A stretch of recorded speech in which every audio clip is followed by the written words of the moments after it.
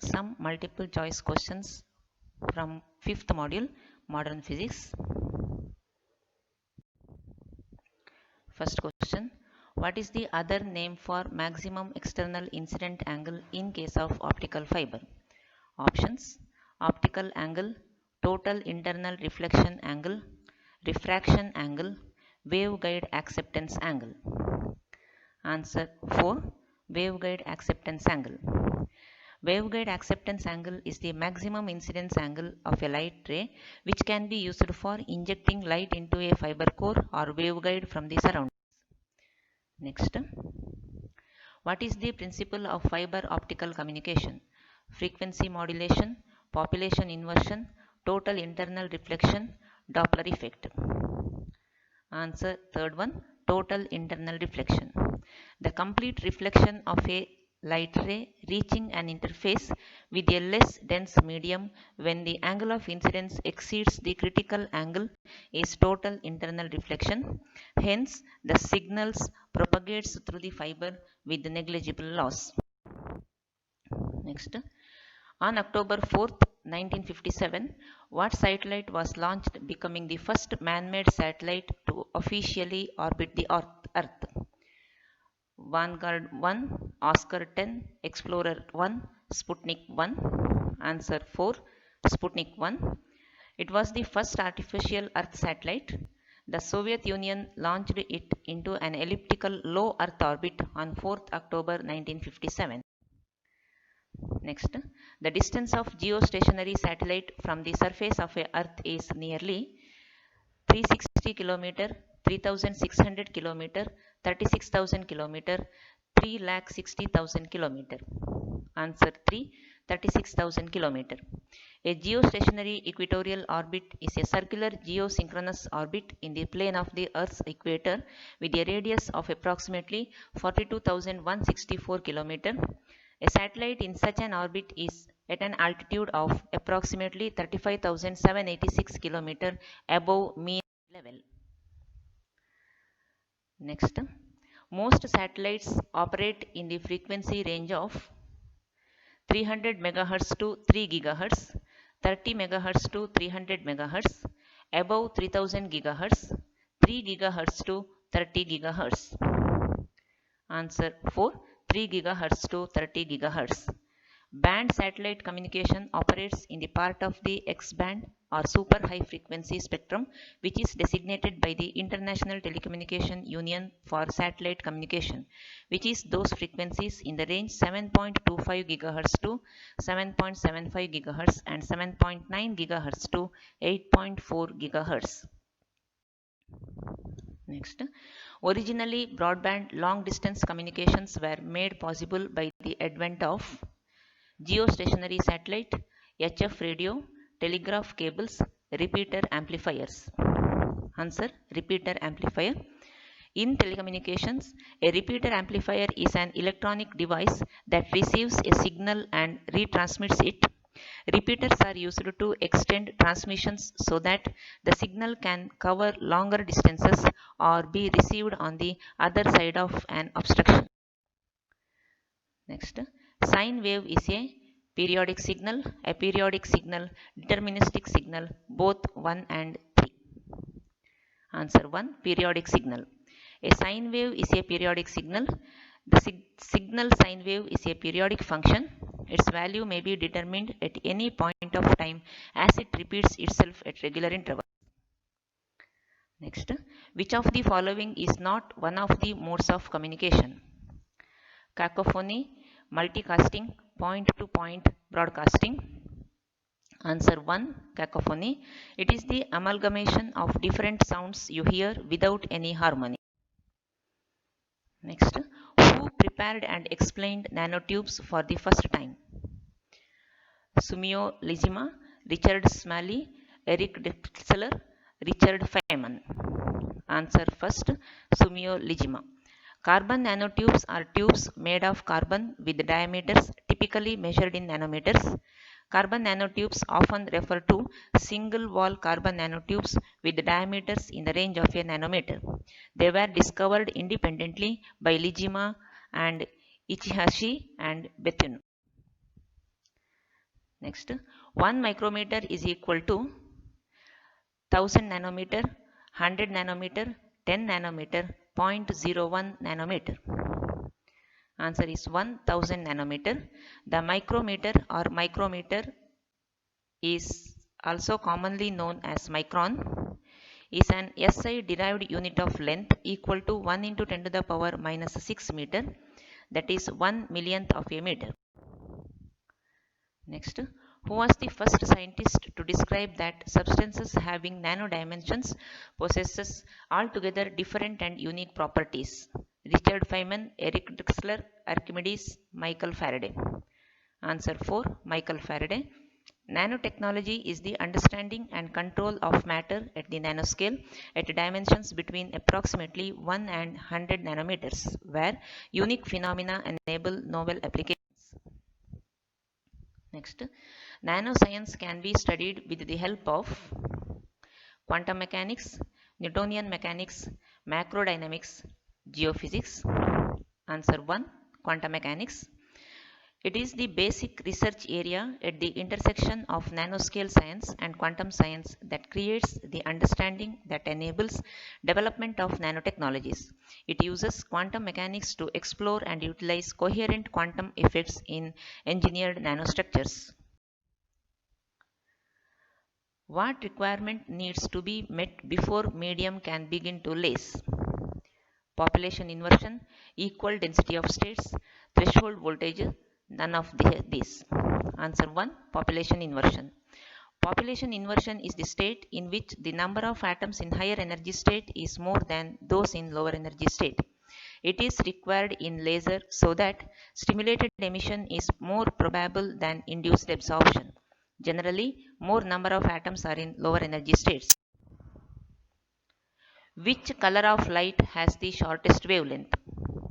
Yellow, blue, red, green. Answer 2, that is blue, which can be observed in the table given below.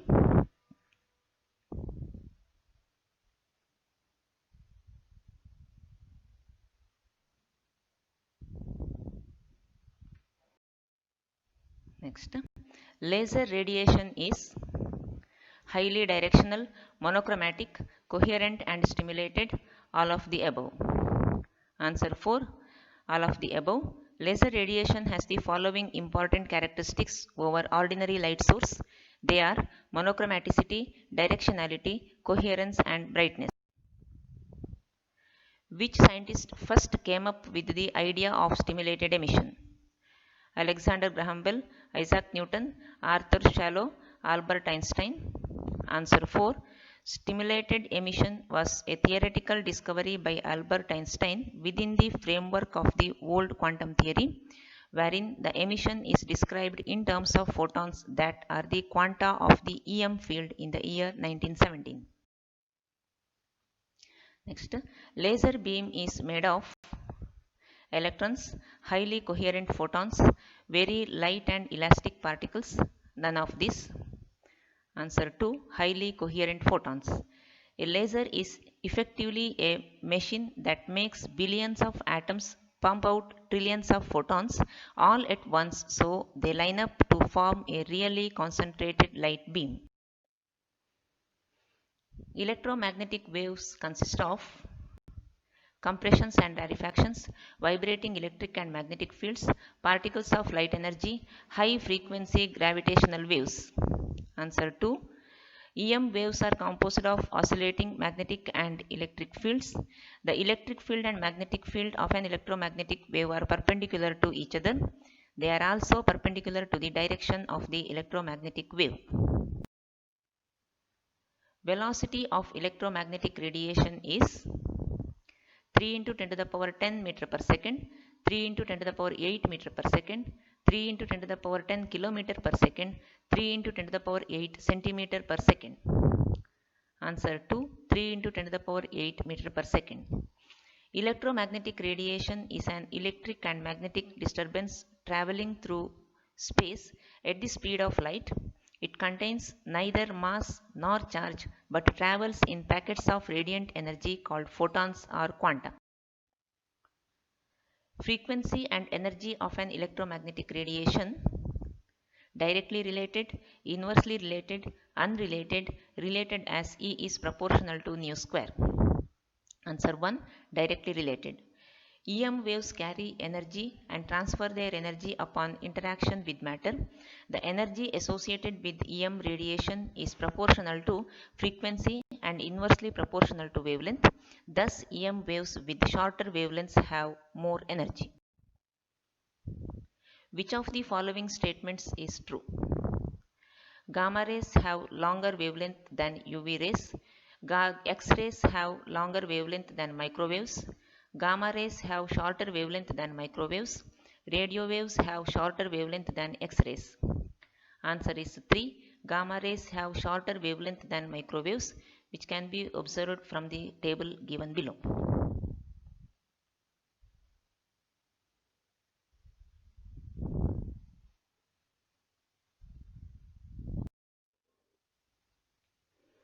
What is the wavelength of light waves if their frequency is 5.0 into 10 to the power 14 Hz? 0.6 meter, 6.0 millimeter, 0.06 millimeter, 0.6 micrometer. Answer 4, 0.6 micrometer. Wavelength of light waves is given by lambda equal to c by nu, where c is velocity of light in free space and nu is the frequency. C, we know it is 3 into 10 to the power 8 meter per second, and frequency is given in the statement 5 into 10 to the power 14. Hence, we are getting 6 into 10 to the power minus 7 meter or 0.6 micrometer. Next, how long does it take light to travel 1 meter distance? 3.3 nanosecond, 3.3 microsecond, 3.3 millisecond, 3.3 second. Answer 1, 3.3 nanosecond. It's calculated by using the equation time is equal to distance by velocity, that is velocity of light c, which is equal to 1 divided by 3 into 10 to the power 8, where 1 is the distance it is given in the statement. 3 into 10 to the power 8 meter per second is the velocity of light. Hence, we are getting 3.3 nanosecond. Next, the lifetime of an atom in a metastable state is of the order of 10 to the power minus 10 second, 10 to the power minus 9 second, 10 to the power minus 3 second. None of this. Answer is 3, 10 to the power minus 3 second. Metastable state is an excited state of an atom or other system with a longer lifetime than the other excited states. However, it has a shorter lifetime than the stable ground state. Atoms in the metastable state remain excited for a considerable time in the order of 10 to the power minus 3. The stimulated emission depends on the number of atoms present in the excited state, intensity of incident light, both 1 and 2, the number of atoms present in the ground state. Answer is 3. The rate of stimulated emission is dependent on the number of electrons in the upper energy level. Stimulated emission requires an incoming photon, so the rate also depends on the spectral energy. Optical fiber is used in pressure sensors, drilling, holography, welding. Answer 1, pressure sensors. Optical pressure sensors detect a change in pressure through an effect on light. In the simplest case, this can be a mechanical system that blocks the light as the pressure increases. In more advanced sensors, the measurement of phase difference allows very accurate measurement of small pressure changes. The electromagnetic radiation used in forensic department to study the fingerprint is ultraviolet ray, radio wave, microwave, X-ray. Answer 1, ultraviolet ray. In fingerprint analysis, the observation of fluorescence can be used to visualize some fingerprints that are otherwise invisible to the eye. This technique involves shining ultraviolet radiation onto the sample. The type of light used to study holography is visible light, laser light, sodium light, mercury light. Answer 2. In its pure form, holography requires the use of laser light for illuminating the subject and for viewing the finished hologram. A microscopic level of detail throughout the recorded scene can be reproduced. Thank you.